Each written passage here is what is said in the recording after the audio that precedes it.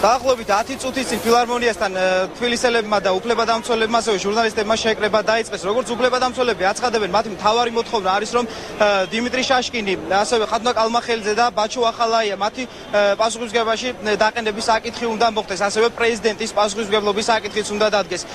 მათი განცხადებით საკმარისი არ არის მხოლოდ ის, რომ ხათუნა კალმახელიძემ თანამდებობა დატოვა, უნდა დაისაჯონ კონკრეტული პირები და ისინი პასუხისმგებლობაში უნდა მიეცენ.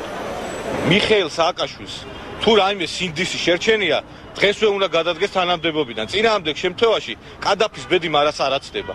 იმიტომ რომ ხალხი არის აღელვებული, ესეთი კადრები საქართველოში არავის არ უნახავს. 9 წლის არ გაუკეთებია როდიონოს ქართული ხალხისთვის, რაც ამათმა გააკეთეს.